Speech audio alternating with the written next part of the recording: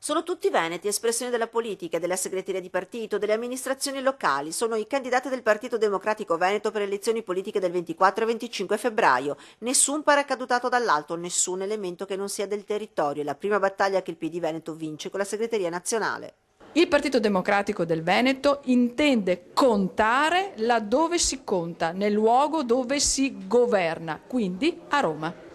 Un mese e mezzo di campagna elettorale diffusa sul territorio a parlare con il mondo economico, sociale, con la gente, concentrati sui temi caldi quali il lavoro, l'impresa, le tasse e il federalismo. Dobbiamo dimostrare di avere una forza, di essere credibili nei confronti dei veneti, parlare un linguaggio di verità e non promettere cose come il centrodestra ha promesso in questi anni che poi non si sono realizzate. Ai veneti il Partito Democratico chiede attraverso la capolista al Senato Laura Puppato di credere in loro. Dicevo, quello che noi chiediamo al Veneto è il pragmatismo di cui ha sempre dimostrato di essere il leader in Italia. Una squadra pronta, fatta di veneti, un partito che vuole incarnare il cambiamento. È il momento di dare al Veneto risposte e una svolta. Il Veneto non merita di più della classe dirigente attuale che lo dirige e il Partito Democratico si assume questo compito.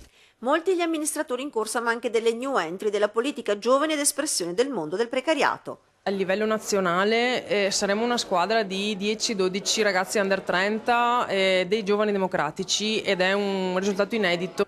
E se le elezioni politiche per il PD Veneto è un obiettivo immediato, la segretaria Filippin lancia già il guanto di sfida per la regione. Volevamo dare un messaggio alla nostra regione. Noi siamo pronti ad assumerci la responsabilità del governo di questo paese e della nostra regione.